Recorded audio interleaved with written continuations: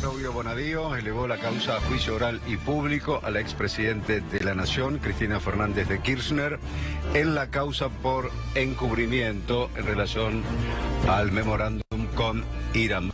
La Cámara Federal ratificó el procesamiento y prisión preventiva de Cristina Kirchner en la causa por la denuncia de Nisman por el memorándum con Irán. Usted acusó y pidió la indagatoria de la presidenta Cristina Kirchner y la acusó de decidir, negociar y organizar la impunidad de los iraníes acusados del salvaje y sangriento atentado contra la AMIA. ¿Por qué? Hay abundantes elementos que así lo indican. Ha habido una alianza con los terroristas. Se ha negociado con el Estado que ampara a los terroristas. Pero usted está diciendo que el gobierno de Cristina Kirchner hizo una alianza con los terroristas. El motivo que buscaba Argentina era, por un lado, acercarse geopolíticamente a Irán. Esto es lo que surge de las evidencias de la causa. Por otro lado, restablecer relaciones diplomáticas y ante la severa crisis energética que sufría Argentina, comprarle petróleo a Irán, que Irán comprara eventualmente granos y después aparece Rabani ahí queriendo ofrecer armas, que también se hablar de eso. Este acuerdo que había sido firmado por enero, si mal no recuerdo, del 2013, tenía un único objetivo: lograr que los acusados de haber sido los autores ideológicos del atentado contra la Mutual israelita pudieran ser indagados por el juez, porque sin indagatoria no había posibilidades de procesamiento y mucho menos de juicio. Una vez que un fiscal ataca a un país que está imputado de terrorismo, ese fiscal no tiene salida, o el Estado lo sigue avalando, o es persona muerta. Es muy importante que continúe adelante la denuncia que había hecho el fiscal Nisman, que se investigue, que sepamos qué va a pasar con el equipo del fiscal, qué va a pasar con las pruebas, que el Congreso siga actuando, que se lleve adelante la investigación.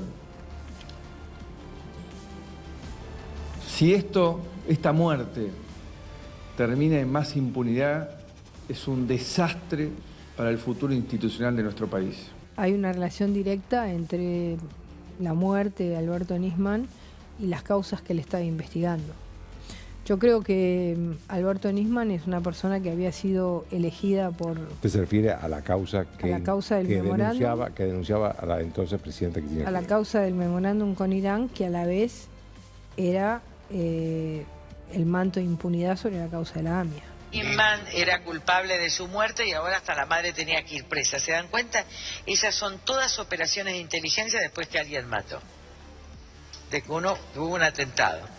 El atentado obviamente es inteligencia iraní, obviamente, no puedo decir más, la mano de obra, y obviamente hubo conexión local con Zona Liberada, que ya le denunciamos en febrero, y donde actuaron claramente Milani y Aníbal Fernández. Creemos en una justicia independiente que dé respuesta rápida a la gente, pero necesitamos avances. A más de 2 años de su muerte, queremos saber qué pasó con el fiscal Nisman y con su denuncia. ¿Cuál es la idea entonces? La primera, demostrar a partir no ya de los planteos jurídicos que vamos a hacer posteriormente, sino de la más simple lógica del disparate judicial, institucional y político que es esta acusación a quienes estamos hoy sentados o conectados aquí. La caída de la causa memorándum, que cayó, se desplomó como un castillo de naipes y terminaron todos sobreseídos, ¿les servirá para el gobierno para mejorar su performance en las elecciones? Ya les anticipo que no. Porque el gobierno acaba de perder por paliza las elecciones y posiblemente la paliza se repita en un par de semanas en las elecciones definitivas, no por nada que tenga que ver con estas cosas, que pueden ser para un círculo pequeño de la población que se interesa por estos temas, sino por cosas tan elementales como la inflación y la inseguridad, cosas que venimos marcando desde acá de GPS. O sea que al gobierno este sobreseimiento no creo que le sirva de nada para las elecciones, ¿sí? ¿Altera las otras causas sobre las cuales el kirchnerismo tiene fallos? No, no lo altera porque esos fallos van a seguir. Varias causas se cayeron, varias causas que estaban montadas sobre fake news, sobre disparates, sí se cayeron. Aníbal no era la Morsa, el plan Cunita no era un curro, la causa de la obra pública va camino también a disolverse. Lo hemos contado muchas veces acá. Pero la causa, lo que se llama causa memorándum, que en verdad era el informe original del fiscal Alberto Nisman, nosotros siempre dijimos que era un disparate, que nada de eso estaba probado. Incluso lo decíamos antes que la propia Cristina, lo dijimos cuando Nisman presentó el informe, antes incluso que Nisman se muriera, allá por el año 2015. Y lo seguimos sosteniendo a lo largo de todos estos años, mientras que otros colegas ponían cara de qué terrible, algo habrá hecho, algo habrá habido en la causa memorándum por la cual terminan acusando a todos los que tuvieron que ver con la causa AMIA. Siempre fue un disparate. ¿Por qué fue un disparate? Porque nada, absolutamente nada de lo que escribió Nisman en ese informe era verdad. Para empezar, estaba basado sobre un dato falso. El dato de Alan Bogado, otro de los sobreseídos. ¿Quién era Alan Bogado? Bueno, aquella mañana en la cual Nisman muere, el diario La Nación había publicado que había un enlace, que la causa fundamental, la pieza fundamental del informe Nisman era que había un agente de la AFI que era el enlace con el gobierno y con los iraníes. Eso era falso. Alan Bogado no solo no era un agente de la AFI, sino que el propio protector del fiscal Nisman, Jaime Estiuso, lo había denunciado unos meses antes como un falso agente de la CIDE. Estaba basado, todo el informe Nisman estaba basado sobre ese punto y era un dato falso. No era verdad, porque el propio Estiuso había dicho que Bogado era un falso agente de la CIDE. Quisieron probar que Bogado era un enlace con la jefatura de gabinete, falso. Sin embargo, el informe Nisman, tal vez porque Nisman se murió, quedó bendecido de un halo de verdad que después nunca se pudo comprobar. Por supuesto, tampoco se pudieron comprobar los disparates de Carrió, que habían venido los iraníes en el buquebús que una señora le había contado, que estaba la inteligencia iraní. Hay que acordarse de la cantidad de pelotudeces que se dijeron todos estos años, mientras todos decían, claro, el fiscal se murió, pero investigó a la presidenta. A ver, que el fiscal hubiera denunciado a Cristina, ¿sí? No tenía, y que después hubiera muerto, no tenía nada que ver. La justicia, como bien hizo el juez Daniel Rafecas, dijo, no hay nada acá, no hay delito, esto es falso. Nisman se equivocó, esto es falso. Lo dijo Rafecas. ¿Saben qué le costó a Rafecas eso? Que lo denunciaran, le quisieran hacer juicio político. Los mismos que ahora, desde Juntos por el Cambio, están diciendo, bueno, tal vez negociemos, que no modifiquemos la ley del Ministerio Público Fiscal, pero que vaya Rafecas de procurador. Pero en aquel momento lo quisieron denunciar a Rafecas poco menos que era un canalla que no había respetado la memoria del fiscal Alberto Nisman. Todo eso estaba basado en mentiras. En verdad lo que había que investigar, y también nosotros lo dijimos, eran las condiciones de producción de ese informe de Nisman. ¿Quién le había pagado? ¿Quién estaba detrás de Nisman? Porque Nisman tenía dinero mal habido.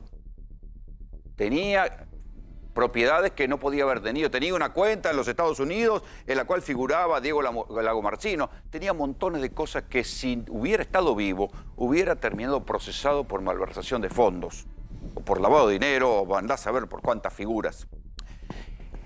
La denuncia de Nisman era falsa. Era una denuncia más bien política, la denuncia que podría haber hecho un diputado en todo caso, pero no era una denuncia penal. Sin embargo, cuando se cae en el fallo del juez Rafecas, aparece Bonadío con una escucha trucha que le graban a Héctor Timerman, y con esa escucha trucha, con los jueces Hornos y Borinsky que iban a Olivos, y después de haberse ido, se sabe ahora, después de haberlo visto al presidente Mauricio Macri, reabren la causa y ahí le dan curso a una figura delirante que era traición a la patria. Tan desastre, porque además Bonadío escribía cosas disparatadas, pero ninguna cámara le decía, oiga, amigo, se le está yendo la mano. Solo en ese momento, para la Cámara Federal que revisaba las instrucciones, o sea, la instrucción que hacía Bonadío, les pareció un poco demasiado lo de traición a la patria. Dijo, no, jefe, traición a la patria es medio insostenible. Les bajó la carátula de traición a la patria y siguieron para adelante con esta colectora. O sea, como la causa, como Rafecas había cerrado la causa y un fiscal de casación había dicho, ok, tienen razón Rafecas, y no quiso apelar, abrieron una colectora. O sea, se habían puesto de acuerdo Macri, Hornos y Borinsky en la reunión de Olivos, más la DAIA, más los diputados de Juntos por el Cambio, reabrieron la causa en una colectora y ahí metieron presos a varios. Y ahí le prohibieron, por ejemplo, la salida del país a Héctor Timerman, que se tenía que ir a tratar a Estados Unidos de un cáncer. Así de crueles fueron las cosas. Ahora, tantos años después, se sabe, se comprueba, que ahora, claro, todo el mundo dice la causa memorándum. No, la causa memorándum era el informe Nisman. Ese informe con el cual Nisman fue a TN a decir que estaba tan preocupado y a denunciar a Cristina y a presentarse como un fiscal valiente, era falso de cabo a rabo porque estaba basado en cosas falsas. Acuérdense, las escuchas famosas de toda esa red de iraníes y se difundieron, pusieron online, todo el mundo las escuchó. ¿Alguien encontró algo? No solo el fallo, no solo los jueces que tenían que investigar, ¿alguien encontró algo? No encontraron nada. Había chusmerío de Delía, de Jalil, de toda esa gente, pero no encontraron nada. Lo que pasa es que a lo largo de todos estos años, decir que el informe Nisman era un disparate costaba. Y a muchos de nosotros nos costó que nos dijeran que nos pagaban, que estábamos a sueldo del kirchnerismo. Pero sostenerlo durante el macrismo, les aseguro que había que tener huevos para sostener durante el macrismo que el informe Nisman del muerto convertido en un mártir era un disparate pagado seguramente o alentado por un sector de la derecha de los Estados Unidos. Lo decía Cristina, y si alguno lo decía solamente leyendo y teniendo un poco de sentido común y conociendo como conozco yo desde hace muchísimos años los vericuetos de la causa AMIA, cualquiera que lo dijera, decían, vos te paga el kirchnerismo. Vean lo que decíamos. Si el alegato de Cristina Fernández de Kirchner en la causa dólar futuro fue para comprar pochoclo y mirar de las barbaridades que dijo, prepárense la barbaridad de que va a decir Cristina, lo sacada que va a estar cuando le toque hacer un alegato otra vez frente a un tribunal oral en la causa memorándum, donde en esa investigación, por ejemplo, se terminó muriendo el ex canciller Héctor Timerman porque Bonadío no lo dejó salir de la Argentina para que se hiciera un tratamiento contra el cáncer. ¿Qué era lo que decía el informe Nisman? Bueno, todas barbaridades que después se cayeron y nunca se pudieron demostrar y sin embargo, fíjense, el informe Nisman siguió abierto con diferentes artilugios. Todo estaba basado en cosas gaseosas. No importa, la causa siguió adelante. Ahora, tantos años después, se sabe que para reabrir la causa hubo encuentros entre el juez de casación Mariano Borinsky y Mauricio Macri para que se le encontraran el vericueto para reabrir la causa. Y lo que decía Nisman en su informe, ya hace tiempo que se demostró que era falso, que era mentira, nunca se pudo probar nada. Acuérdense de todas las cosas que se dijeron. La madre de Nisman que decía que ella tenía guardadas cosas que demostraban que lo que decía su hijo era verdad, nunca aparecieron.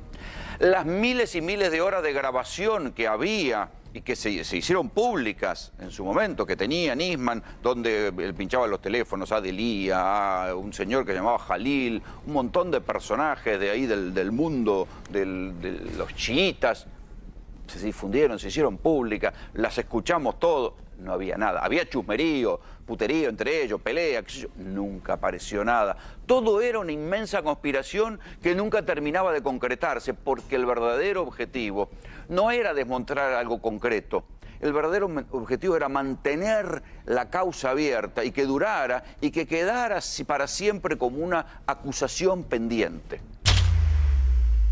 Algún día va a haber que reflexionar sobre esta idea de las causas judiciales como refuerzo del relato. Las causas judiciales estas, que solo se trata de mantener abiertas para que refuercen el relato. Piensen en lo de la muerte de Nisman. En todos estos años que gobernó Macri, que estuvo todo el aparato posible de todas las fuerzas federales investigando, intentando demostrar que Nisman había sido asesinado, lo único que lograron fue un informe bastante forzado de la Gendarmería, tan forzado que nunca se animaron a contraponer pericia contra pericia lo que decía el informe de Gendarmería con lo que decían los peritos de la Corte Suprema sobre cómo había muerto Nisman. Porque si se hubiera confrontado los peritos de la Corte Suprema, que era mucho más sólido que lo de Gendarmería, hubieran demostrado que había sido un suicidio. Como no pueden confrontarlo, nunca quisieron hacerlo.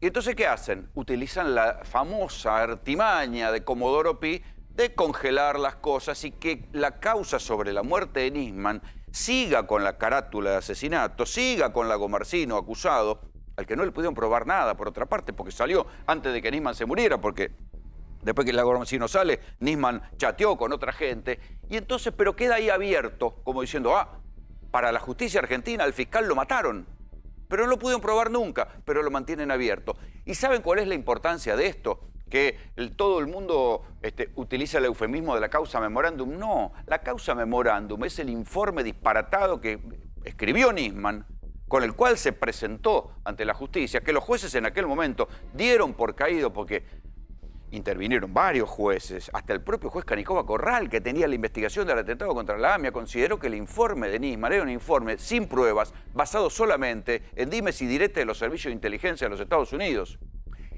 Todo eso después sirvió como móvil presunto para matar a Nisman. O sea, a Nisman lo mataron porque había denunciado a Cristina. Ahora que se cayó el informe Nisman, con el sobreseimiento para todos, en la llamada causa memorándum, se cae también el móvil político para el supuesto asesinato de Nisman. Todo esto de lo que había que verdaderamente haber investigado, en qué condiciones, para quién había escrito Nisman ese informe, ahora todos se lo vuelven a preguntar. Nosotros así lo decíamos en el 2015. ¿Por qué cobró Nisman estos 10 millones de pesos? ¿Por qué los cobró? ¿En concepto de qué? Esto es lo que habría que averiguar. Y acá sí uno puede decir, bueno, ¿quién le pagaba a Nisman? ¿Era plata que él se tragaba, para decirlo en términos coloquiales, de los 2 millones de pesos mensuales que tenía de presupuesto la unidad fiscal AMIA? ¿Mucha plata para una unidad fiscal? Puede ser. ¿Era una coima que había cobrado Nisman por no hacer algo en alguna causa? No se sabe. ¿Era plata que le daba a los fondos buitres, como declaró Jorge Elba, un exfuncionario de la DAIA, que escuchó en una conversación, en una reunión, que Nisman dijo que había plata de los fondos buitres para impugnar el memorándum de entendimiento entre Argentina e Irán? No se sabe. Lo cierto es que el dinero está. El fiscal citó por lavado de dinero a los parientes de Nisman. Los parientes de Nisman no pueden justificar de dónde salió ese dinero. Para el fiscal era plata de Nisman. ¿Quién le pagaba a Nisman? No se sabe. Esto es lo que hay que entender. El fiscal, si viviera, estaría procesado por lavado de dinero. Pero claro, Nisman no está vivo. Entonces, no solo Nisman no está vivo, sino que nadie siguió investigando el curso de la ruta del dinero que tenía Nisman. Porque incluso Nisman tenía en su caja fuerte un cheque de un financista que aún hoy está desaparecido y que curiosamente la desaparición de ese financista la investigaba su ex esposa, Sandra Arroyo Salgado, que tampoco se inhibió de la investigación de esa desaparición. Misterios que nunca nadie se dignó a investigar. En cambio, sí mantuvieron, aunque era un disparate que se termina cayendo en el juicio oral, mantuvieron con un halo de misterio y de que algo habría la denuncia de Nisman, que desde un primer momento se supo que estaba basada en datos falsos. Si este fuera un país serio, habría una cantidad de gente que debería dar explicaciones sobre qué quisieron hacer. Ustedes veían ahí a Patricia Bullrich, que decía francamente que a Nisman lo habían matado por la denuncia contra Cristina. Ahora bien, la denuncia contra Cristina se cayó, se demostró que no había delito, que nunca se cayeron las circulares rojas. Acuérdense incluso que manipularon la causa de tal manera que a un señor que era el titular de Interpol, Ronald Noble, que dijo las circulares rojas, vale decir, las órdenes de captura contra los iraníes acusados del atentado contra la AMIA, nunca se cayeron, vale decir, nunca dejaron de estar vigentes. ¿Cómo lo cagaron a Ronald Noble? Le dijeron, no sabe qué, usted no va a declarar como testigo porque usted, yo se lo escuché decir a Garrió, trabaja para los iraníes. A ver, a un yanqui de Interpol dijeron que estaba de acuerdo con los iraníes. Así de delirante son las cosas. Pero Garrió puede decir lo que sea. El problema es que esto se le dio curso en la justicia. Bonadío estuvo de acuerdo, la Cámara que tenía que revisar sus actos estuvo de acuerdo, y así corrieron las cosas para que la causa memorándum, o sea, el informe Nisman, siguiera vivo y llegara a juicio oral con todos los acusados. En el medio metieron gente presa, no hay que olvidarse. Por eso les digo, si este país fuera un país serio, Patricia Bullrich, Elsa Carrió, Claudio Bonadío si estuviera vivo, los camaristas que no le dijeron que lo que Bonadío estaba haciendo era un disparate, deberían estar dando explicaciones. Pero en este país ya se sabe, nadie da explicaciones. Y además, las cosas se olvidan. Y los tipos que dijeron barbaridades, mentiras, canalladas, después se presentan en la televisión. Los que los tienen que entrevistar les tiran centro, les hacen preguntas de salón. Y aquí, muchachos, no ha pasado nada.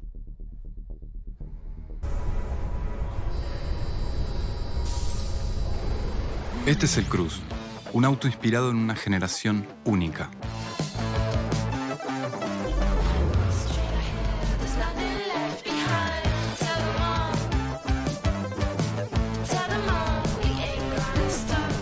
Comprá en Digiyá. Hasta en 18 cuotas fijas a precio de contado. Horno eléctrico Domecq con grill, spiedo, puerta doble visor autolimpiante, vidrio espejado, termostato y timer, reloj digital, 84.650 pesos. Cocina multigas Domecq, 4 hornallas, acero inoxidable, encendido electrónico, válvulas de seguridad en hornallas y horno, rejilla de varilla gruesa, autolimpiante, puerta de horno espejada, cajón parrilla, 67.750 pesos. Anafe Multigas Domecq, acero inoxidable, 4 hornallas, válvula de seguridad, rejilla de fundición, encendido electrónico, 44.750 pesos.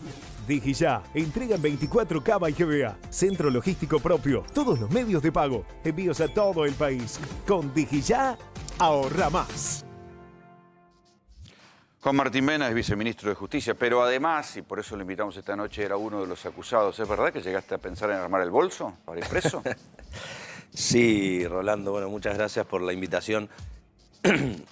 Cuesta hablar de afectaciones personales en esta causa, porque la verdad que hubo compañeros y gente que... Terminó presa en serio. Mucho más que uno, que terminó presa en serio.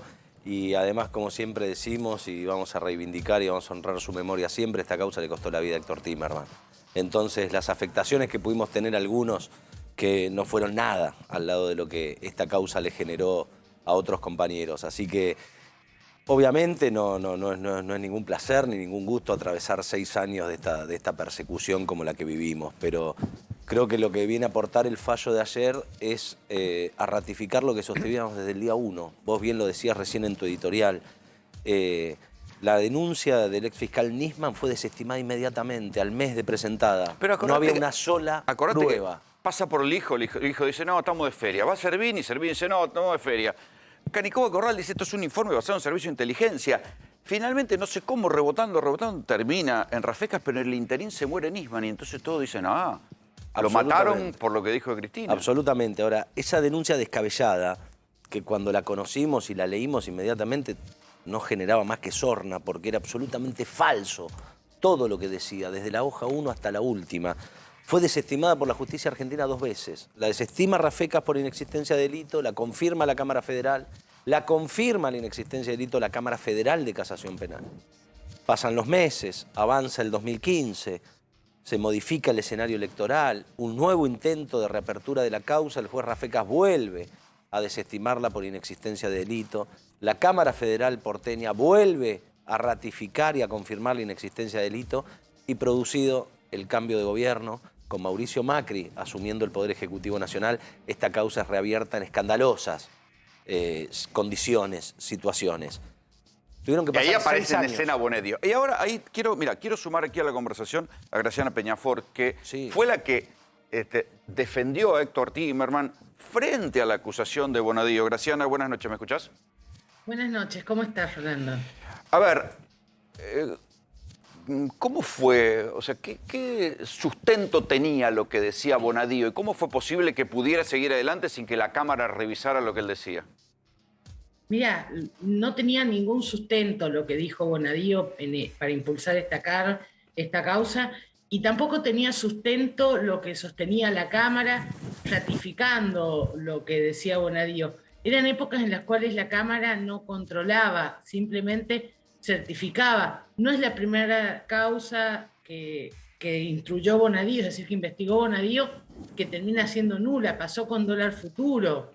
Es decir, Bonadío tenía un interés persecutorio agravado, porque siempre en tribunales vos podés tener un mal juez, pero el superior del juez, es decir, la Cámara va a controlar. Es que esto fue lo nuevo durante el gobierno de Macri, porque hasta entonces podía salir para un lado o para el otro, pero las cámaras estaban para algo. Mirá, nosotros hemos litigado con Bonadío como juez mucho tiempo y siempre pasaban estas cosas. Vos querías acceder al expediente y Bonadío no te lo permitía, entonces ibas y reclamabas en la Cámara y la Cámara le ordenaba a Bonadío que pudieras acceder al expediente. Este sistema de control lo rompió el gobierno de Mauricio Macri, porque no solo afectó los criterios de la Cámara, que dejaron de controlar lo que hacía Bonadío, sino que además alteró los criterios de la Cámara de Casación, que controlaba lo que la cadena final. Graciana, contame un poco cómo llevó Héctor Timerman sus días de acusación con Bonadío. Los llevó con muchísimo dolor. En primer término, porque cuando se cierra la causa, lo hace Rafecas, Bonadío tiene los primeros síntomas de lo que va a ser su cáncer. Es decir, yo me acuerdo estar con él y me dice, che, tengo que hacerme un control. Y ese control resultó en un tumor. Pero además, él estaba muy agraviado porque lo que siempre quiso el gobierno y lo que siempre quiso Timerman era conseguir un avance concreto en la causa AMIA, y lo decía todo el tiempo. De hecho, si vos te fijás en la última indagatoria que le toma el Tribunal Oral, él dice, queríamos un avance en la causa AMIA. Hace 24 años que esa causa no avanza, lo único que avanza es mi cáncer. Pero peor aún fue cuando la causa llegó a Bonadío a través de un forum shopping, porque ahí le cayó la acusación de traición a la patria. Y eso para Héctor Timerman fue fatal, porque él decía, no puede ser que me pase esto. De esto acusaron a mi papá en la dictadura y le quitaron la nacionalidad. Y otra vez decía, esto me pasa por judío, esto lo hacen porque siempre los judíos nos dicen esto. No, porque entre los acusadores había judíos también, ¿eh? Bueno, pero él lo veía como un típico ejemplo, decía, siempre nos dicen que no somos argentinos, sino que somos judíos. Y él se definía, lo decía todo el tiempo, yo soy argentino, judío y peronista. Entonces fue muy agraviante, él lo sufría y lo penaba mucho. Amén del maltrato al que nos sometió en su momento Bonadío. ¿Por qué maltrato? Porque Héctor tenía muy avanzado el cáncer y los médicos le dijeron que, como ya había un compromiso óseo, iba a tener que empezar a tomar remedios para combatir el dolor de ese cáncer, que son tremendos. Entonces, que declare antes para que pueda declarar. Esperemos, cachito, que Raúl Timerman es columnista habitual de este programa. ¿Hablabas con Héctor en esos días? Sí, por supuesto, hablamos muchísimo. Te diría desde el comienzo del memorándum. Yo lo acompañé a la sesión en diputados, donde él informó sobre el memorándum. La pasó bastante mal en esa sesión. A pesar de que íbamos preparados a que lo iban a chicanear. Él había tenido una relación muy de amistad con Lilita. Y me acuerdo que habíamos convenido que no iba a contestar absolutamente nada de Lilita, y realmente Lilita no lo trató bien y él se contuvo. Pero después Pinedo tuvo una chicana horrible respecto a que qué casualidad que ese memorándum se firmó, usted se juntó el día del perdón. Y Héctor eso no lo pudo, lo vi sacado a Héctor realmente, y hasta que Pinedo no retiró esa postura, Héctor no dejó de recriminarle lo irrespetuoso que había sido. Una situación horrible. Después, en general, fue llevando las cosas, y cuando volvíamos, por eso a mí, digamos, Héctor tiene muchas facetas, por supuesto que Graciana las conoce, pero cuando volvíamos en el coche, yo le digo, Héctor, todo esto está muy bien, pero tiene un solo punto débil, es el hecho de si se levantan las alertas rojas. Y él me dice, no, yo hablé con Interpol, antes. No hay posibilidad de que se Bueno, acordate que... a menos que un juez dé la orden. Acordate que cuando se presenta el informe Nisman, con Nisman todavía vivo, Timerman presenta la carta de Noble de Interpol. Totalmente, diciendo que las alertas rojas no se levantaban y que los iraníes seguían teniendo pedido de captura. Perdóname, Juan Martín. pero Graciela, enseguida volvemos a vos. Necesito interrumpirte 10 segundos porque es lo que dice Raúl. Yo a Raúl lo conocí ese día, cuando acompañé a Héctor a informar a la Cámara de Diputados. Y esa nota que vos decís que presentó Héctor, la fui a buscar yo a Interpol. Y ese fue el motivo de mi indagatoria. ¿Que fuiste a buscar una nota? No. Héctor estaba profundamente preocupado por lo que la oposición política y los medios hegemónicos sostenían en la República Argentina respecto de que el memorándum era la llave para que se bajen las alertas rojas. No había una sola posibilidad de eso.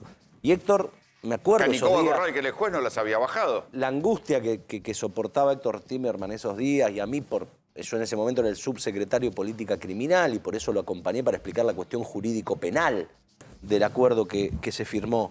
Héctor me torturaba telefónicamente diciendo, pero Juan Martín, ¿por qué están diciendo esto? ¿Estás seguro? No hay una sola llave. No hay forma, Héctor, no hay forma de que lo que firmaste pueda provocar las alertas rojas. A tal punto estaba tan preocupado que yo viajo especialmente a entrevistarme con Roland Noble para decirle, viajo a Lyon por órdenes de Héctor Timerman y Julio Alac, que era mi ministro de Justicia, viajo a Lyon con personal de la Cancillería, que Héctor me puso para que me asista, a entrevistarme con Ronald Noble para asegurarle que por favor no esté viendo las locuras que decían en la Argentina.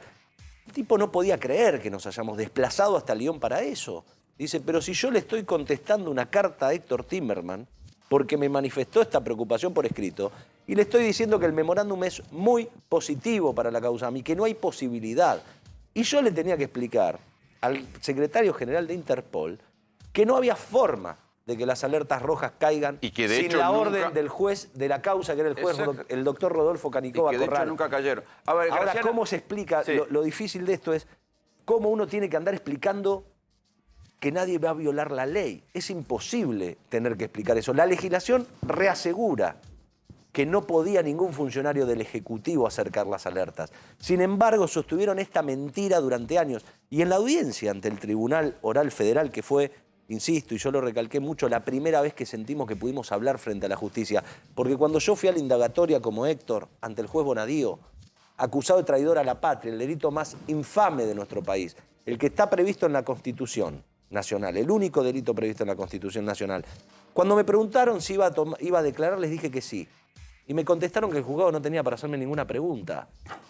Me estaban acusando de traidor a la patria, de encubrir el atentado terrorista más grave que sufrió nuestro país y no tenían una sola pregunta para hacerme. Esto fue un disparate desde el día 1. No hubo una sola prueba y nosotros hicimos todo lo que teníamos que hacer para poder colaborar con el avance de la investigación. Ahora, Graciana, ¿cómo se puede sostener tanto tiempo una causa basada en datos falsos? Se puede sostener con una acción coordinada entre el Poder Judicial y los medios de comunicación que además lo sostienen en la vía pública, es decir, en la discusión pública. Porque Bonadío hacía disparates. Voy a dar un ejemplo. Nosotros como abogados de Timerman y de Cristina Fernández de Kirchner pedimos infinita cantidad de veces la declaración de Noble. Claro. Y Bonadío determinó sellar la causa diciendo que la declaración de Noble se produzca en otro momento, sin un testigo clave, alguien que apenas tomó esto público. Y después lo acusaron. Acordate que lo terminaron acusando. Carrió decía que tenía connivencia con los iraníes. A ver, pero vos pensás que no lo quisieron llamar a testimoniar mientras se investigaba, porque indudablemente pretendían convertirlo en un acusado para que no pudiera decir su verdad. Y su verdad la escribió el día después de la denuncia de Nisman, que envió a Cancillería una nota, un mail, diciendo que esa denuncia era falsa y que las cosas eran distintas y que jamás la Argentina había solicitado la baja de las alertas rojas. Pero eso eran las cosas que hacía Bonadío. Pero ¿cómo se pudo sostener en el tiempo? Porque digo, por más que los medios de comunicación, o la mayoría de los colegas hayan insistido, hayan creído esto, ¿cómo se pudo sostener tanto en el tiempo? ¿Había algo de relato conspirativo que la justicia compró? No había nada. Había un interés político al que rindió cuenta Bonadío. había un interés político porque, como vos explicaste cuando empezó el programa, hace un rato, lo que necesitaban era sostener esta causa para sostener la acusación del asesinato de Nisman. No es independiente. Pero ahora se cae el supuesto móvil político. A ver, yo siempre he sostenido, yo no soy juez y no lo juzgo, pero siempre he sostenido que Nisman se suicida. Ahora, lo que te quiero decir, a mí me cuesta mucho creer un asesinato que surge de una pericia, que es publicada el resultado antes de que inicie la pericia. Pero déjame que te diga esto, se sostuvo por el martilleo constante y se hicieron cosas horribles para sostenerla. En un momento acompañaron una grabación donde Timerman hablaba con el presidente entonces de la DAIA, que era Borger. Sí, que no era una escucha judicial, era una grabación. No, una escucha que nadie reconoció la autoría, donde este era el diálogo. Dice, Borger le decía, ¿cómo vas a firmar con los iraníes? Y Héctor Timerman le contestaba, ¿y con quién querés que firmen si ellos son los que hicieron el atentado? Eso lo usaban para decir que, y todo el tiempo Héctor decía que los indicados como responsables del atentado eran los iraníes, pero esa escucha ilegal que nadie reconoció lo usaron para esto. Te voy a decir otra cosa que usaron. Apenas asume Macri, desiste del juicio de inconstitucionalidad del memorándum. Dicen, desistieron de la inconstitucionalidad. Esto es un hecho nuevo, ¿entendés? Que es un hecho generado por Garabano como ministro de Justicia. Y usaron todas las herramientas posibles para activar y mantener la causa viva. Y luego procedieron a incorporar un montón de gente que no estaba ni siquiera en la primera denuncia de Nisman, como fue el caso de Juan Martín o de Carlos Zanini. Sí, fueron ampliando y comenzaron a hacer una suerte de mamarracho de investigación, en la cual no se conocía. Pero ¿y por qué prueba. nadie dijo basta en Comodoro Pi ese disparate? Recién ahora. Porque había un interés político. Te voy a decir algo, nosotros fuimos a todas las instancias. No es que nadie dijo basta solo en Comodoro Pi. Nosotros llegamos a la Corte Suprema en varias oportunidades, Rolando. ¿Y la Corte qué dijo? Nada, puso un 280 y cerró ¿Qué es un 280? Es un artículo que permite cerrar los recursos sin explicar por qué lo cierran. Sin tratarlo. Espero que Chito sí, acá Raúl quiere decir algo. Una cosa, Graciana, Héctor, viendo que su salud se deterioraba, pidió declarar. Exacto, es lo que estaba contando. Héctor pidió declarar para poder declarar en pleno uso de sus facultades. Y sabés que Bonadío no nos dejó y llamó una indagatoria para Timerman el 17 de octubre. Yo me acuerdo de Héctor diciendo, me lo está haciendo adrede. Me está humillando el día que los peronistas festejamos. Héctor nunca tuvo una queja, Héctor. Héctor nunca se quejó de una situación horripilante por la que estaba pasando y la verdad que afrontó esta injusticia con una dignidad difícil de ver en una persona en el estado que estaba Héctor, consciente de su estado. Y vos, Raúl, te vas a acordar de esto. En esa indagatoria, Héctor Timerman se desmaya porque estaba sin la medicación para el dolor. Y es donde hacemos el comunicado, porque Héctor estaba convencido que se moría, que se iba a morir, ya estaba muy enfermo, y es donde hacemos el comunicado donde él dice, no me quiero morir sin decir mi verdad. ¿Se desmayó en la indagatoria, Graciana? Sí. Se descompensó. Terrible. Lo internaron, lo llevaron a internar. Por eso, ¿Y cómo fue eso que Bonadío no le quiso autorizar que se fuera a hacer un tratamiento en los Estados Unidos? ¿No lo dejó salir? No, Bonadío autorizó que saliera, pero con una trampa que, te lo digo porque yo hablé con los jueces. En ningún país del mundo te dejan entrar si estás detenido.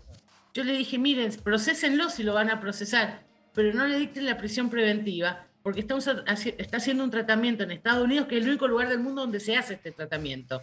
Y en Estados Unidos no lo van a dejar entrar como detenido. Si a vos te detienen, tampoco te dejan entrar. O sea, es tremendo y no les importó. Yo esto se lo expliqué a la Cámara, se lo expliqué a Bonadío. O sea, créanme, porque me pasó, fue rogar por la vida de alguien. Y nunca me voy a olvidar cuando yo le aviso a Héctor Timerman que lo iban a detener. Y le digo, quédate porque yo acredito que estás haciendo el tratamiento. y Héctor Timerman me cortó el teléfono indignado. La siguiente llamada fue 24 horas después, que me llamó, me dijo, Graciana, estoy en la Argentina, yo no soy un prófugo. E interrumpió su tratamiento. Y esa decisión le costó la vida. Terrible. Sí, Néstor. En la causa, los imputados no fueron sobreseídos, no hubo una nulidad. Una cosa es decir, todo esto es nulo y deja el manto de sospecha sobre si fueron o no culpables. Aquí eso no pasó, no hubo una nulidad, lo que hubo fue un sobreseimiento. Está bien, pero la oposición dice que es una especie de sobreseimiento trucho porque no llegaron a un veredicto de inocencia. Bueno, es que el sobreseimiento es justamente eso. En esta instancia, el sobreseimiento es otra una de las declaración de barbaridades, inocencia. Rolando, que dice la oposición. El artículo 361 del Código Procesal dice que el juez, en cualquier momento del proceso, de oficio o instancia de parte, debe decretar el sobreseimiento si considera que no es delito lo que se está juzgando. O sea, no solo son unos canallas y unos brutos, sino que no estudian. Dicen cualquier barbaridad en la televisión. Lo dijeron hoy. Sí, lo hoy que lo que sostienen es que como ya estaba elevado a juicio oral, entonces tenía que realizarse el juicio oral completo, que podía haber tardado varios años. Yo no tengo por qué soportar un juicio oral por capricho político de un dirigente de la oposición. El Código Procesal Penal, la Constitución Nacional tiene reglas, tiene procedimientos, tiene derechos y tiene garantías. Entonces yo no tengo que ir a un juicio oral porque se le canta a Patricia Bullrich o a Mauricio Macri. A juicio oral tienen que llegar causas que cumplan con determinadas condiciones. Esto es que haya un delito, que se colecte la prueba, que una persona acuse, que otra persona se defienda. Nada de esto sucedió en este país. Perdón, y quiero doctor, contestarte, perdón, Néstor, 10 segundos lo que le preguntabas recién insistentemente a Graciana. ¿Por qué pudo llevar estos 6 años? Mirá, el fallo de en ayer... la Argentina se puede hacer un juicio en base a pruebas falsas. Absolutamente. Y se llegue a esto y metan gente presa en base a pruebas falsas. No hay un solo elemento que sostenga esto. Pero mirá, el fallo de ayer es muy completo. Porque efectivamente, como decía Néstor, dictaron por unanimidad el sobreseimiento de todos los acusados. Esto no es nulo por un partido de tenis, un cumpleaños, una visita en Olivos. Esto es inexistente por atipicidad. Porque no hubo delito, porque ninguno de los hechos que se nos la acusación era trucha. Estaban en el Código Penal. Y hay un voto particular de la doctora López Iñiguez que desarrolla muy profundamente la cuestión de la nulidad, además de adentrarse en el fondo, y hace un análisis muy preciso del informe del relator especial de Naciones Unidas para la independencia de jueces y abogados, el peruano García Sayán, Diego García Sayán. Los organismos de derechos humanos de nuestro país en el año 2019 denunciaron cómo es que estas causas... Porque no es solo memorándum fue la piedra fundamental, si se quiere. Fue la causa sobre la que montaron la campaña política del 2015, pero fueron muchas causas en las que utilizaron las mismas prácticas los mismos personajes. Y Mauricio Macri, para su persecución política, encontró en un sector de la justicia, un sector servil, canalla, que le hizo eco a esa persecución política y le hicieron los papeles judiciales para poder llevar adelante la persecución. La jueza López Iñiguez, en el voto de ayer, valora el informe que el relator especial de Naciones Unidas le envía durante el noviembre del 2019 al propio Mauricio Macri, donde el relator especial de Naciones Unidas, que depende de la Comisión de Derechos Humanos de Naciones Unidas, digo, un tipo absolutamente imparcial, con reconocida trayectoria en materia de derechos humanos universales, habla de que en la Argentina, entre el 2016 y el 2019, existió un plan sistemático de amedrentamiento del Poder Judicial argentino por parte del Poder Ejecutivo Nacional. Por eso se pudieron existir estas causas, memorándum como tantas otras. Pero ninguno levantó, salvo los jueces laborales, que siempre hablamos acá, ninguno levantó y dijo, che, se presentó, porque digo, efectivamente, a Cristina se le paraban de mano, a Macri no. Efectivamente, la sentencia de ayer nos demuestra eso, nos demuestra que no son todos lo mismo, que hay jueces que cuando escuchan a las partes, cuando analizan el expediente, optan por aplicar lo único que tienen que aplicar, que es la ley y la Constitución Nacional. Hay sectores que no, que fueron los que llevaron adelante este plan de persecución política. Pero, digo, ni siquiera judicial. Se pedían las pericias elementales, ¿sí, Juan Pablo? Cuando en más de una oportunidad hablamos del lawfare en este programa, justamente... Vos me explicaste que son las causas armadas. Pero, y aparte, más de una vez lo explicamos con Néstor, lo importante que era justamente el rol de los jueces de primera instancia. ¿Por qué? Porque cuando llega al tribunal oral, en realidad ya viene todo medianamente cocinado, pero donde lo puedes hacer de chicle y dictar justamente medidas como la prisión preventiva es durante la tramitación, ¿sí?, de toda la instrucción. Y por eso es que durante el gobierno anterior también le metieron tanta mano a esa parte de la justicia, a esa parte del proceso. Así es, metieron fiscales y jueces de esa etapa procesal. Ante este argumento que vos decías recién, se debía haber hecho igual el juicio oral. La pregunta es, ¿quién debía hacer el juicio oral? El Tribunal Oral Federal número 8, claro, que es el que ayer dijo que no había delito. Es decir, tenía que hacer un juicio en el que sabía que no había delito para después absolverlo. ¿Cuál es el sentido?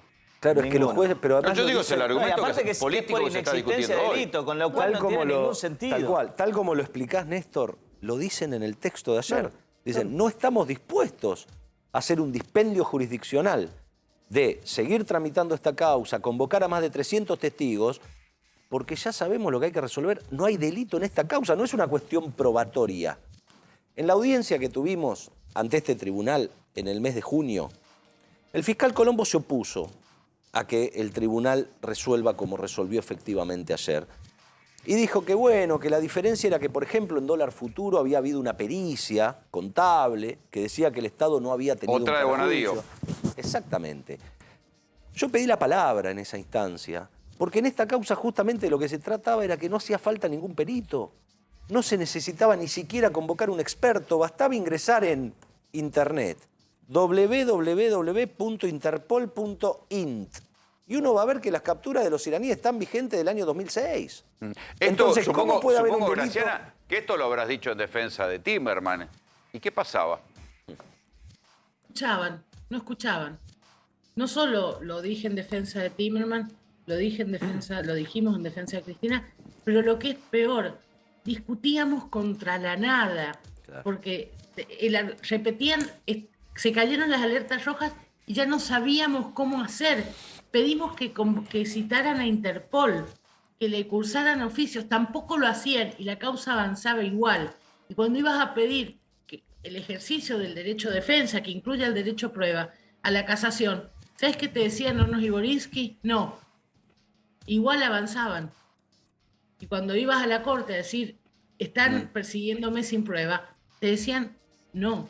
Ahora, a la luz de los encuentros, supongo que habrás estudiado la sincronicidad de las visitas de Hornos y Borinsky a Casa de Gobierno o a Olivos a jugar al tenis. Creo que Borinsky decía que iba a jugar al tenis o al pádel, no sé a qué iba a jugar.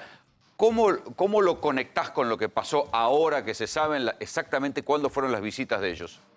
Mira, Alejandro Rúa y yo también, pero sobre todo Alejandro, hizo un informe muy preciso donde analizó las visitas y qué pasaba procesalmente. Y, por ejemplo, lo siguiente, un jueves recibía Macri a la querella, a la Daya. Y el viernes se juntaba con Borinsky. Y el lunes admitían a la Daya como querellante. Es decir, había una sincronización muy exacta entre las visitas y lo que sucedía en el expediente. Y ahora, los jueces de casación, que siguen siendo jueces de casación, después del fallo, ¿no tienen nada para decir? Mirá, no han tenido nada para decir de las propias visitas. Lo único que han hecho es presentar su abogado en el Consejo de la Magistratura. Pero tampoco tiene nada para decir Stornelli, es decir, porque esto... Está bien, pero los jueces de casación siguen siendo jueces, Graciana. Digo, yo digo, no puedo salir de mi asombro. Les están diciendo, el tribunal les está diciendo algo gravísimo, que ellos avalaron que se reabriera una causa armada y ellos, silencio de radio, no tienen nada para decir, aunque sea por honor personal. Roló, perdóname que te interrumpa con esto, porque hay una paradoja aún mayor, Graciana. Perdóname que interrumpa un segundo. Hasta julio pasado, si hubiera pasado lo que ocurrió ayer, el Tribunal de Apelaciones era la sala cuarta de la Cámara de Casación que integran Hornos y Borinsky. Es decir, que Hornos y Borinsky habrían tenido que revisar el fallo sobreseyendo a todos los imputados. Está bien, pero el fiscal apeló. ¿Y qué? ¿Ahora Hornos y Borinsky van a considerar que...? No, porque en julio pasado el tercer integrante del tribunal, se llama Javier Carbajo, dijo, esta causa no puede seguir en esta sala, y la pasó a la sala primera, que es la sala original, donde siempre debió haber tramitado. Fue parte de la maniobra... Néstor, vos no sabés cuánto pedimos nosotros la sala primera. Sí, claro. Sí, que era la sala natural. Nosotros nos decir, no puede intervenir la sala 4. Está bien, pero a veces, muchachos, ustedes a veces, en tanto abogados, están muy metidos en el clima jurídico. Yo les pido un poco de sentido común. El tribunal acaba de decir que la causa era un disparate, que es un digo, literalmente, no lo dice muy jurídica, no para pero es un disparate. Los que avalaron la apertura de esta causa siguen siendo los jueces de casación, el segundo tribunal más importante de la Argentina, y no tienen nada para decir. Exactamente. Van a tener que explicar. Aunque sea protestar. No, lo van a tener que explicar porque hay causas abiertas. Sí, Graciana. Quien tenía que investigar, que son los fiscales, avalaron el avance de esta causa.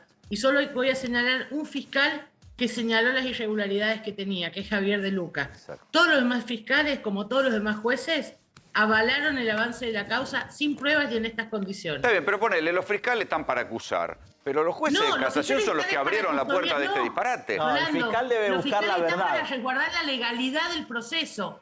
Es precisamente el Ministerio Público el que tiene la obligación constitucional de resguardar la legalidad del proceso. Es la misión, es como si a vos la Constitución te dice, de ahora en más vas a usar saco y vos insistís en usar remera. La función de los fiscales es resguardar la legalidad del proceso y avanzaron con la causa, sin prueba. Sí, como igual, jueces... Rolando, no, que creo que es lo que contesta tu pregunta. Hay investigaciones abiertas sobre esto. Hay tanto denuncias en el Consejo de la Magistratura por la actuación de los magistrados y hay denuncias penales por las visitas. Está bien, pero entonces, ellos se callaron la boca, son funcionarios públicos. ¿Cómo se callan la boca y no dicen nada? Justamente por eso van a tener que brindar algunas explicaciones, tanto en el Consejo de la Magistratura, por su rol funcional, su responsabilidad administrativa, como en sede penal, porque están denunciados delitos. De hecho, el fiscal Colombo, en esta instancia de juicio, el día que él anunció que no iba a acompañar nuestros planteos, anunció que media hora antes de la audiencia había radicado una denuncia penal en Comodoro Pi contra estos jueces. Lo cual también habla de alguna debilidad del planteo del fiscal, porque si tenía alguna sospecha de que había sido delictivo, no se entiende cómo en la audiencia no nos acompañó con nuestros reclamos. Pero bueno, eso será otro tipo de explicaciones. Habías dicho algo recién. Sí, pero lo que decía era justamente, me pisé ahí con Graciana, que la función del fiscal no es acusar sí o sí, sino que tiene que ver con, en todo caso, la búsqueda de la verdad. Sí. Está bien, pero acordate que nosotros... Si se encuentra con que no hay nada, es el propio fiscal el que tiene que... defender los intereses generales de la sociedad. Pero acuérdense... Ese es el objetivo que tiene el Ministerio Público. En ese momento, yo decía... Yo lo trato de simplificar un poco. No, claro. Buscar la verdad. Sí, todos estos jueces y fiscales son jueces y fiscales con el aval del Senado de la Nación. Sí. Menos Bonadío. Bonadío no lo era. Bonadío había ingresado a la justicia en 1992. Antes, pre-reforma del 94.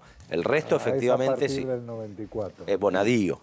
El resto, sí, efectivamente, son... Estos disparates judiciales, muchachos, son también deuda de la democracia. Graciana, muchas gracias por el contacto. Martín, gracias por venir. No, por favor, Rolando, una simple mención nomás que en todas las palabras que estoy diciendo desde el día de ayer, quiero recalcarlo una y otra vez.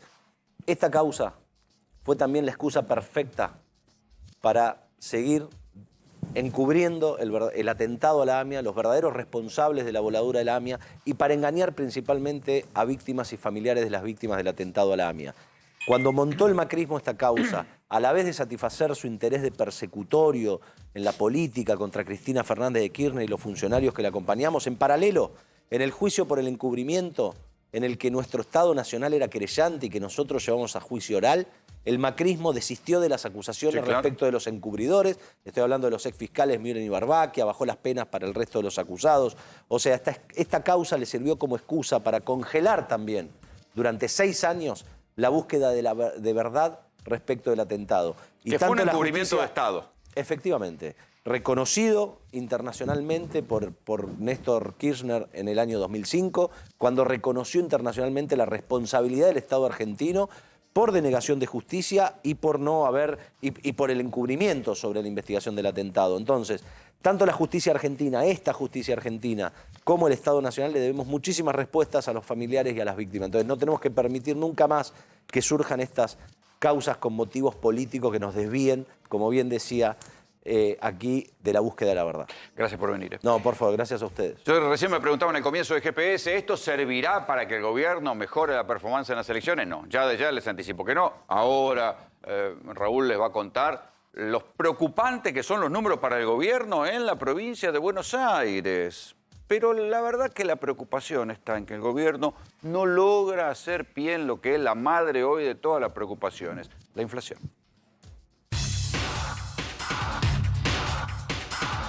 Vinimos a una verdulería de Palermo para tratar de comparar los precios. En marzo ya habíamos venido, pero volvemos al barrio para tratar de entender por qué los alimentos aumentan más que la inflación. Vinimos en marzo y el tomate estaba 100 pesos en el barrio de Palermo. ¿Cuánto tenés el kilo de tomates? Tomate 100 pesos. Por ejemplo, en este tomate hoy está 269, es un 169% de aumento. Sí. ¿Tanto se llevan? Y se llevan mucho, sí.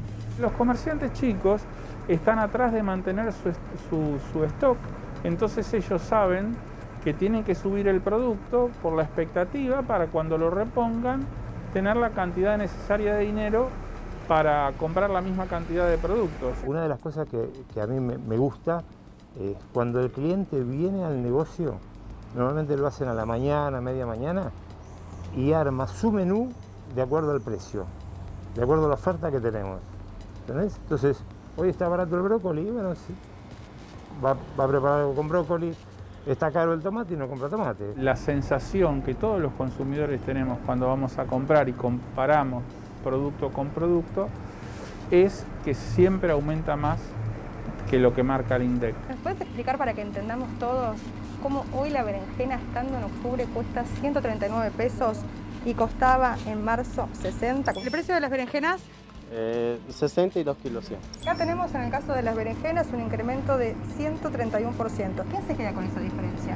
Nosotros acá tenemos el problema que hay grupos que dominan la cadena, que hay partes de la cadena que pasa solamente por su manejo, entonces le pagan muy poco a los productores y le venden a los comerciantes o le venden directamente al público mucho más caro. Nosotros como consumidores perdimos la noción de precio. Venimos acá y realmente te dicen berenjena 139 pesos el kilo y uno lo paga porque no tiene idea de cuánto es.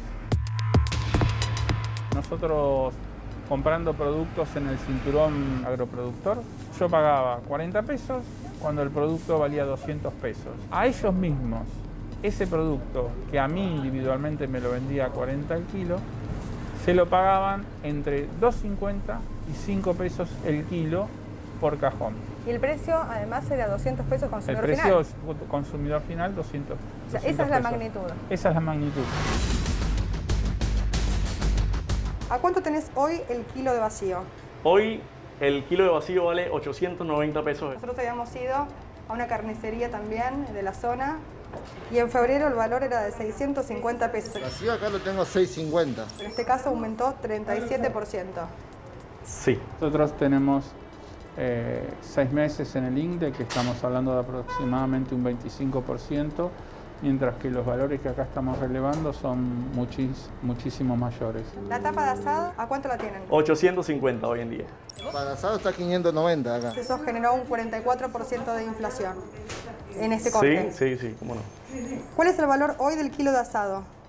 Nosotros tenemos en 680 pesos. Asado de ternera 550. Roast beef, hoy por hoy, octubre del 2021, lo tenemos en 650 pesos. 450 está el roast beef. El roast beef, que aumentó 44% de febrero hasta hoy. ¿Qué representa esto?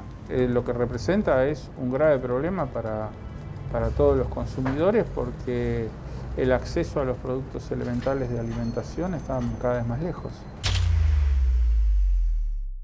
Comprá en Digiyá. Hasta en 18 cuotas fijas a precio de contado. Horno eléctrico Domecq con grill, spiedo, puerta doble visor autolimpiante, vidrio espejado, termostato y timer, reloj digital, 84.650 pesos. Cocina multigas Domecq, 4 hornallas, acero inoxidable, encendido electrónico, válvulas de seguridad en hornallas y horno, rejilla de varilla gruesa, autolimpiante, puerta de horno espejada, cajón parrilla, 67.750 pesos. Anafe Multigas Domecq, acero inoxidable, 4 hornallas, válvula de seguridad, rejilla de fundición, encendido electrónico, 44.750 pesos. Digiyá, entrega en 24 Cava y GBA, centro logístico propio, todos los medios de pago, envíos a todo el país. Con Digiyá, ahorra más. Lo bueno de los problemas económicos es que si uno tiene la paciencia, los puede ver en la calle, como ustedes veían en esta nota, sobre los aumentos de más del 40% en la carne, ¿en cuánto? En 7 meses. O los puede ver en estas curvas, es decir, en lo más alto, en lo más bajo de la calle y en lo más alto de los números de la macroeconomía. Y muchas veces nosotros decíamos, muchachos, no hay que engañarse. Alberto termina perdiendo perdiendo las elecciones porque está en niveles de inflación similares a los de Macri. Vino para cambiar lo que había pasado Macri y la excusa de la pandemia no terminó de resolver la inflación. Es como si no hubieran abordado el tema. Pensaron que la pandemia iba a ser una coartada y nadie se iba a avivar de esto. Bueno, la gente se avivó y se lo está reclamando. Raúl, ¿algo está haciendo el gobierno para revertir este cuadro y recuperar en las elecciones la paliza que les provocó este número? Todavía no. No hay tiempo, macho, se les acaba el tiempo. Sí, bueno, es un problema ese. Yo creo que el gobierno reaccionó con cierta rapidez al cambio de gabinete. Digamos, fue una semana terrible, carta de Cristina, jueves, viernes, a la noche, estábamos acá, claro. Recibiste buena información, cambio de gabinete. Quedó groggy en lo que se refiere al proceso electoral. Y siguen. Esto lo escribiste esta tarde. Veremos qué tal sale todo. La situación está muy complicada y creo que no se toma conciencia de lo que realmente está pasando. Efectivamente. Lo que realmente está pasando es que primero hay una ¿Vos pensás que al gobierno le va a ir peor que en las PASO? Sí, sí, por ahora sí. Sí, sí. No, en la provincia casi se ha duplicado la diferencia. ¿Duplicado? Así es. Estaba y no es que iban a ir a buscar a los votantes. Cerca de 8... Sí, sí, pero hay una cosa. Aproximadamente un 10% no pasó a la general. Hay un 10% de votos de varios pequeños partidos que no pasaron a la Muchos general. de ellos eran de derecha y van a ir seguramente a Juntos El por el Cambio. 80%. En la provincia de Buenos Aires. Son 8 puntos. Claro. ¿Cómo hacés? No tenés manera de compensar eso. Por un lado. Y por otro lado, no consigue instalar agenda el gobierno. No consigue instalar agenda propia. Si los ministros siguen mudos, nadie tiene nada para decir, ninguno sale a hablar. Esa parte me llama la atención. Pero aparte, suceden cosas rarísimas. Vos fíjate, ahora decís los ministros... Vos sabés que entre ayer y hoy se habló mucho de una vocera presidencial. Habría una vocera presidencial. Gabriela Cerruti sería la vocera presidencial. Nancy Pasos el domingo escribió un artículo en Infobae. El presidente pediría a Gabriela Cerruti. Parecía que iba a hacer eso. Fue desmentido. Quiero preguntarle a Walter Garciano, que viene siguiendo la serie larga de la economía. ¿Por qué este gobierno no asume el problema de la inflación y por qué no hay un plan antiinflacionario? Es que yo creo que creyeron que tenían un plan antiinflacionario cuando en febrero pasado Guzmán inaugura el esquema de retraso cambiario. Pero eso ya fracasó tantas veces. Pero claro, era poco serio, hasta yo me di cuenta del truco. Bueno, el que no la tenía clara era Guzmán. Vos escribiste, creo que en marzo, un artículo que dijiste, a fin de año un retraso cambiario del 18. Ahora están diciendo que va a estar en el 20. ¿Lo escribiste a principios de año? Sí, así es. Y bueno, vamos a algo todavía... Además, viniste acá a contarlo. Sí, bueno, y vamos a algo un poco más denso todavía en materia de atraso el año que viene, porque ya están intentando aprobar un presupuesto con una pauta cambiaria de una devaluación de en torno al 25% para el año próximo. ¿No debería el gobierno en un momento hacer algo ahora para que no le pase lo de Alfonsín, que se termine yendo con hiperinflación que le estalla? No, la hiperinflación no le va a pasar. Eso es un delirio libertario. De lo que creo que es lo peor de la política argentina, el sector de los libertarios. Esa gente vive de predecir el caos. Yo creo que no va a haber una hiperinflación en Argentina por más mal que le puedan salir las cosas al gobierno este. Que le pueden salir ciertamente muy mal. Sí, no, ya le están saliendo mal. Digo. Bueno, lo por que lo pasa menos es que, en función de lo que dicen las urnas. Pasa que Guzmán los convenció, lamentablemente. Los políticos muchas veces se dejan convencer porque les gusta que le digan que todo es fácil. Lo que quieren escuchar. Claro.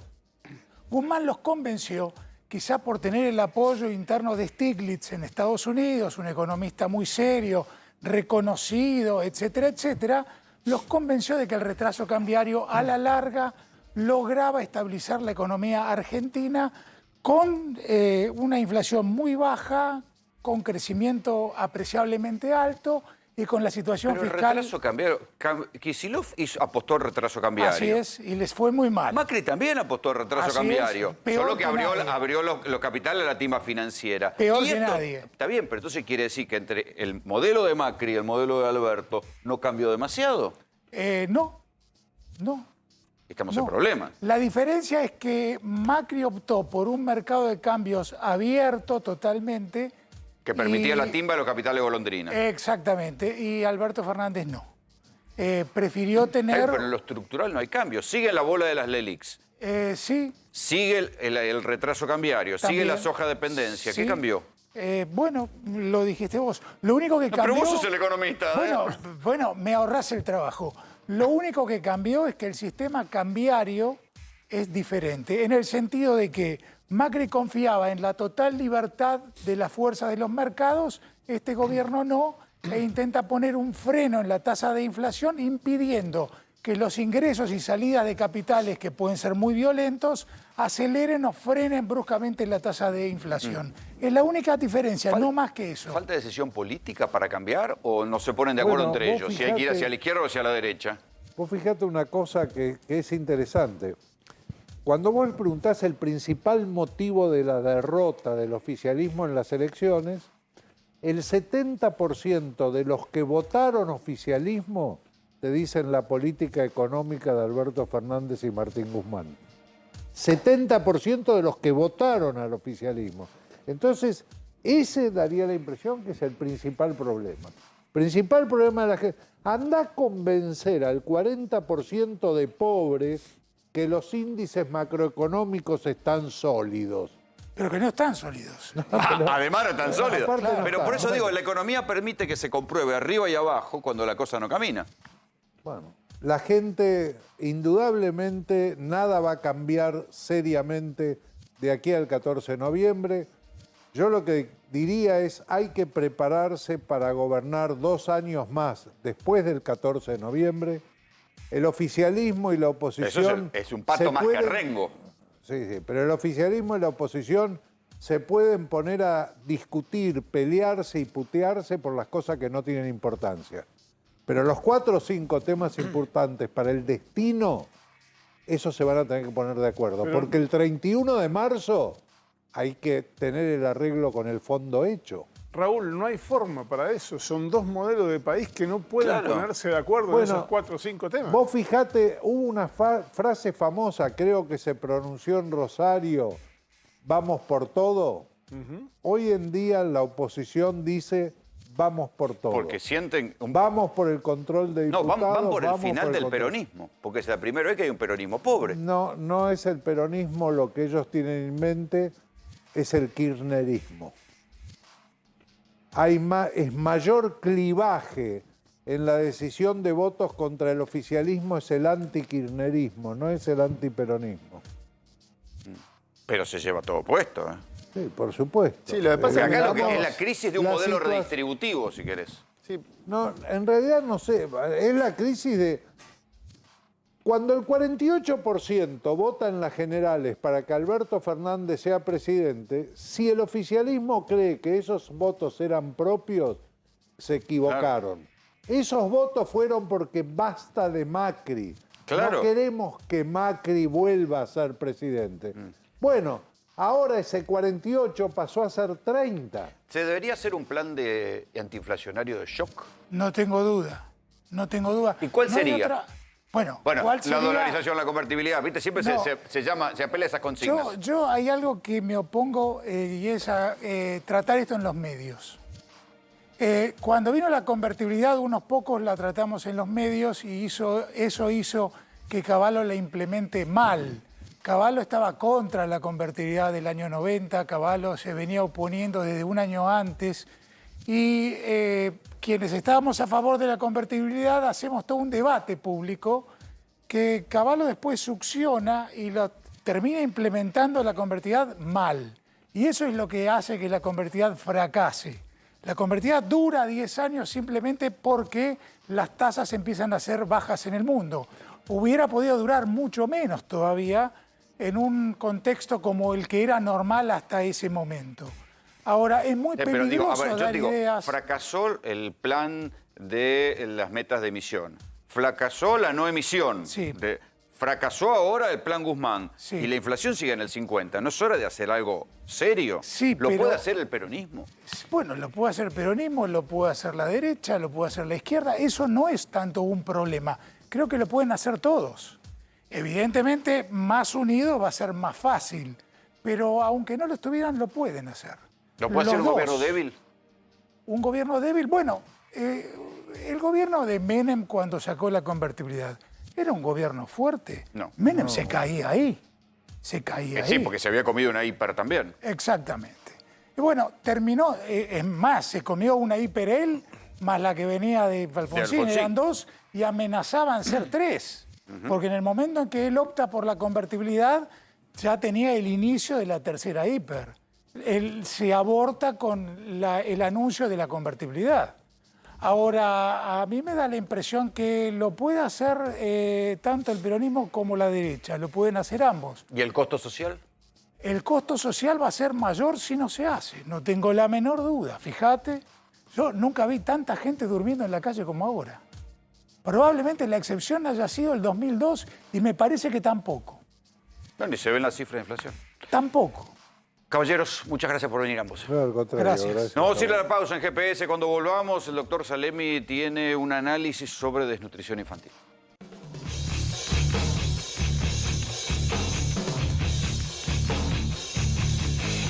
Ni de un lado, ni del otro. Estás en A24.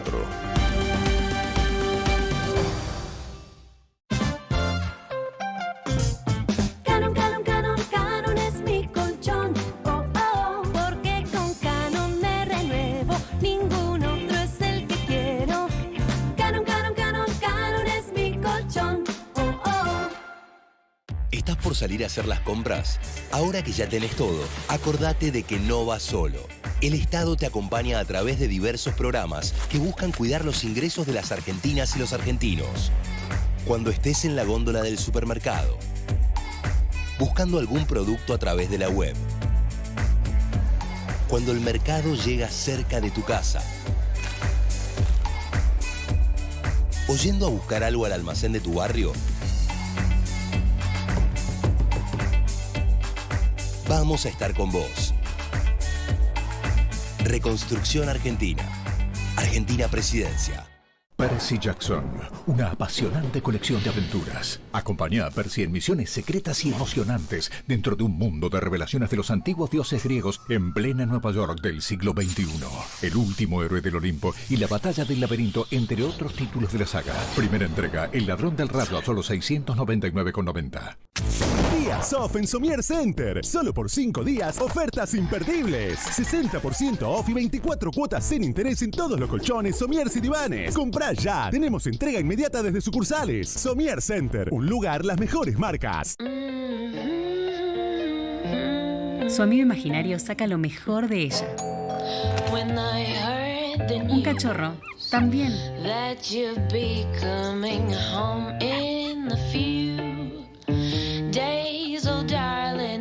Pedigree. Alimenta lo bueno. Si le sacaste una sonrisa con una obra de arte o con una travesura, en el Día de la Madre, sácale muchas más. Notebook Noblex de 500 GB en 12 cuotas sin interés de $4.334. Mom Sweet Mom, con Cetrogar, es fácil.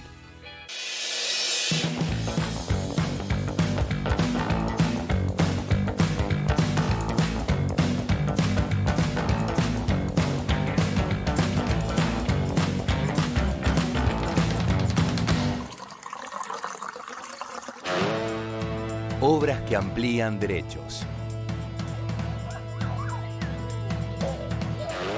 Obras para construir un país más justo. Conoce más en argentina.gov.ar/mapa inversiones. Reconstrucción Argentina. Argentina Presidencia.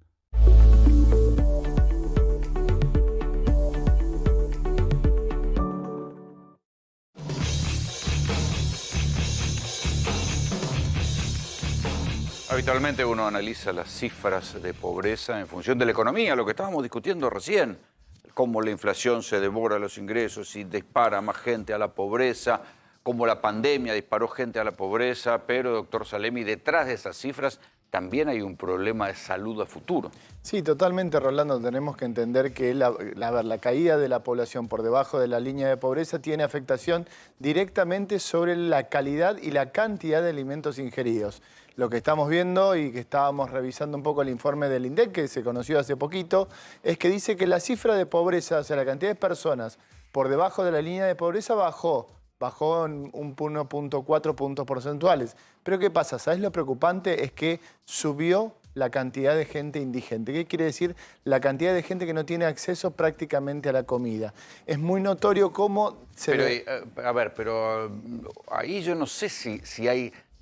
si los programas tipo las tarjetas alimentarias no hacen llegar la comida. El problema es que hacen llegar una comida de baja calidad. De baja calidad y de hecho... Sin proteína, de lo hecho, que se dice siempre. A ver, la cantidad y la calidad de la comida, aún con la tarjeta alimentar, solamente marcan una diferencia de entre un 5 y un 7% en la calidad de comida que vos podés comprar. Por ejemplo, gente que tiene la tarjeta alimentar redujo la posibilidad de comprar, por ejemplo, carnes en un 80%, con la sin la tarjeta, 85%. Sí, y yo te diría que también ahí hay una cuestión de falta de información. El gobierno, en esta situación de crisis, debería trabajar más y decir, bueno, que la gente trate de sustituir la carne por legumbre, que son al menos proteínas vegetales. Ni siquiera hacen campaña para eso. Porque sería admitir que están peor de lo que dicen. Claro, lo que pasa es que también lo que se redujo fue la cantidad de consumo de verduras, frutas, lácteos y pan. Todas las cosas fundamentales para la crianza de los chicos. Si vos comparás las harinas, digamos las harinas, el arroz, la polenta,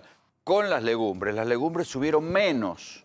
Y sin embargo no hay un estímulo a que la gente cocine legumbres que son proteína, por lo menos proteína vegetal. Igual el día que las empiezan a comprar suben de precio también. Sí, claro, es verdad. Sí, bueno, sí, lugar está bien, pero bueno. No hay grandes marcas. Detrás de las legumbres no hay grandes marcas. Detrás de los fideos, el 65%, es un estudio que se hizo este año, el 65% de los fideos que se consiguen en la góndola de un supermercado son de dos marcas que manipulan los precios, por supuesto. El tema del monopolio. El tema es que la comunicación ha sido errónea desde que comenzó esto de la pandemia, sobre todo la sustitución de los alimentos, y esto va a traer un gran problema a futuro por el problema de lo que se está llamando, no la desnutrición, ya no se habla de desnutrición, se está hablando de malnutrición. Los chicos que no solamente están bajos de peso o bajos de talla, sino que están... Inclusive vos lo podés ver, ves chicos como antes se decía, ¿te acordás que te digan, ay, qué gordito divino que está rosa? No, hoy en día la obesidad es un gran problema de la salud a futuro de estos chicos. Sí, porque esa es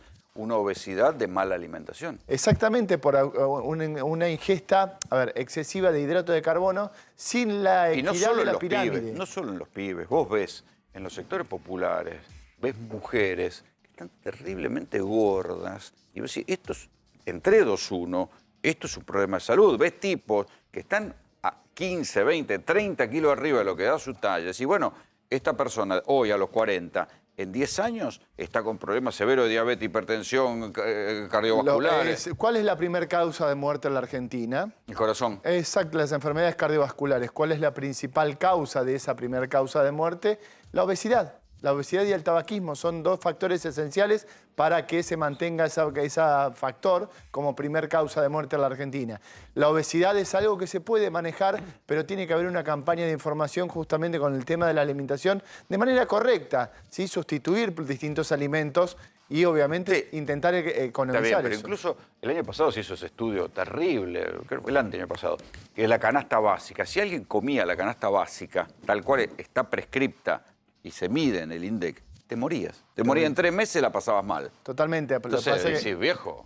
Lo que pasa es que los informes del INDEC, justamente como lo estaba viendo, el informe técnico hace un desglose, más que nada a grosso, ¿sí?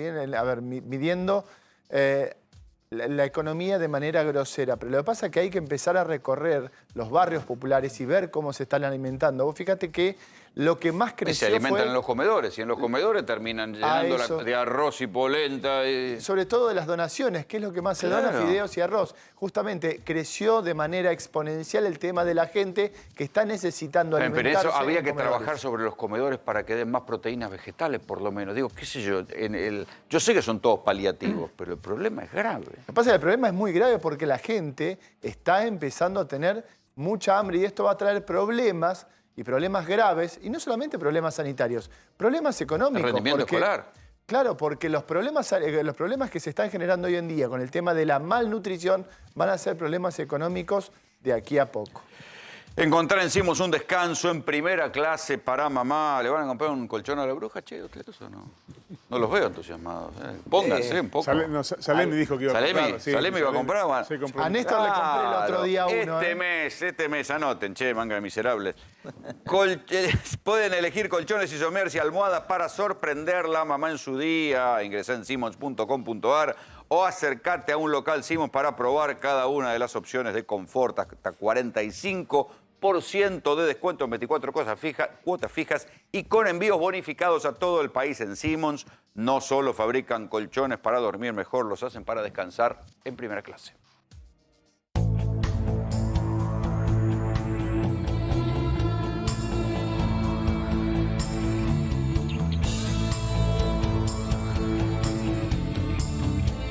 Simons, descansá en primera clase. No dejemos de cuidarnos. Usemos siempre tapaboca.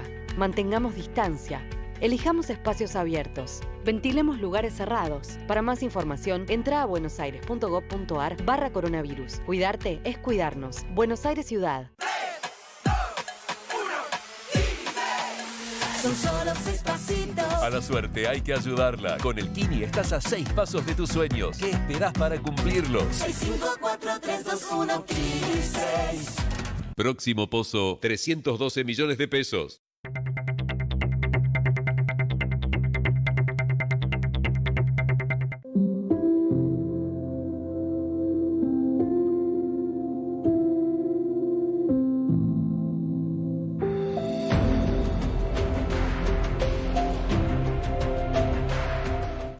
En Lanús creemos en la educación de calidad. Por eso estamos entregando kits de robótica a los centros educativos del municipio, para que nuestros chicos aprendan nuevos conocimientos científicos que son la base de las industrias del futuro. Informate en lanús.gov.ar/Lanús Construye Futuro. Lanús nos une. Desconectate para conectar.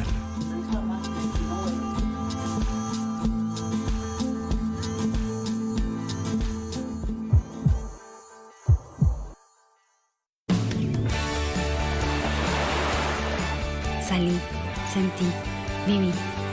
La vida es acá. La vida es ahora.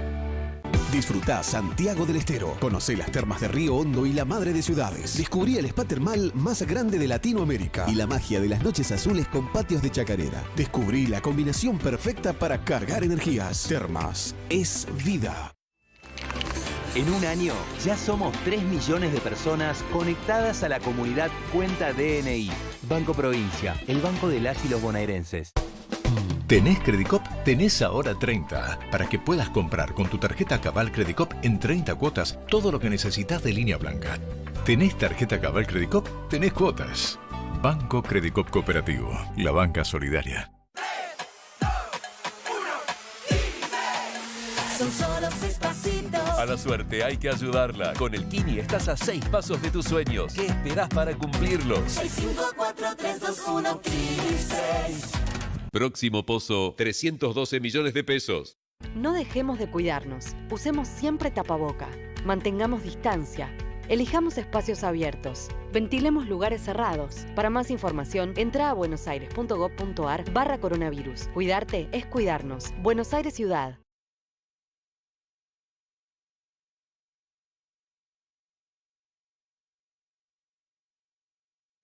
Nueva camiseta Messi PF. Viene en 4 tamaños, inspirados en 4 tamaños de Messi. Yo soy tamaño pulguita. Yo soy tamaño soñador. Yo soy tamaño mito. soy tamaño leyenda. Nueva camiseta Messi YPF. ¿Qué tamaño de camiseta Messi sos? Canjeala con tus puntos Cerriclub. YPF. En este suelo hay fútbol. Volvió On Fire a Jumbo, 18 cuotas sin interés en todos los TV de 50 a 85 pulgadas y todos los TV de 32 pulgadas a 34.999 pesos y los TV de 43 pulgadas a 48.999 pesos más 12 cuotas sin interés. ¿Estás por salir a hacer las compras? Ahora que ya tenés todo, acordate de que no vas solo. El Estado te acompaña a través de diversos programas que buscan cuidar los ingresos de las argentinas y los argentinos. Cuando estés en la góndola del supermercado, buscando algún producto a través de la web, cuando el mercado llega cerca de tu casa, o yendo a buscar algo al almacén de tu barrio, vamos a estar con vos. Reconstrucción Argentina. Argentina Presidencia. Si tu perro usa Pipeta Power contra pulgas, garrapatas y mosquitos, es un perro Power. Alegre, intenso, dormilón, con gran poder repelente y eficacia comprobada. Tu pipeta es Power. Quizás pienses que Visa es una compañía de tarjetas de crédito, pero en realidad Visa es una red que conecta prácticamente a todos. Con todos. Visa trabaja para que todos podamos participar en eso que llamamos comercio. Conoce Visa, una red que trabaja para todos en todos lados. Hola Diego, sentate. Esta es una situación que se repite sábado a sábado. ¿No te resulta extraño ir a jugar al fútbol para relajarte y volver a tu casa enojado con el mundo? Te propongo algo. El próximo sábado no juegues, pero pensá cómo sería tu semana sin el fútbol de los sábados. Nos vemos en la próxima sesión. CB250 Twister. Honda.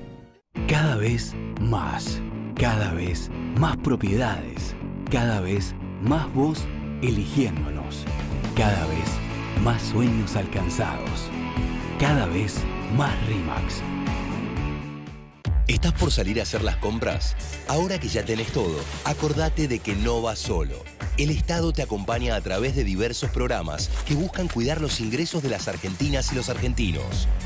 Cuando estés en la góndola del supermercado, buscando algún producto a través de la web, cuando el mercado llega cerca de tu casa, o yendo a buscar algo al almacén de tu barrio, vamos a estar con vos. Reconstrucción Argentina. Argentina Presidencia.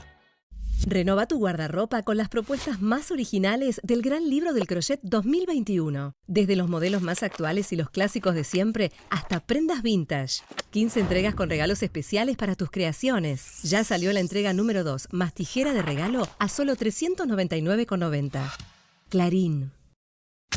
Días off en Somier Center. Solo por 5 días, ofertas imperdibles. 60% off y 24 cuotas sin interés en todos los colchones, somieres y divanes. Comprá ya. Tenemos entrega inmediata desde sucursales. Somier Center. Un lugar, las mejores marcas. Su amigo imaginario saca lo mejor de ella. Un cachorro también.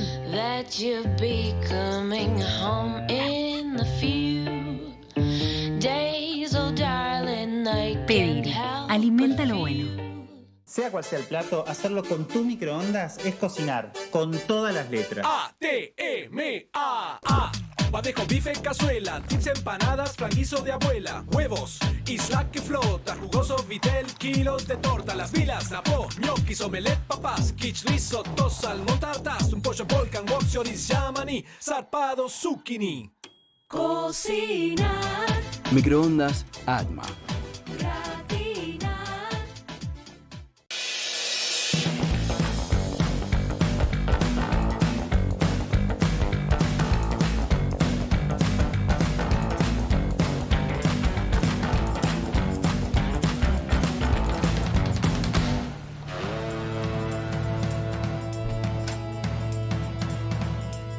Obras que nos acercan.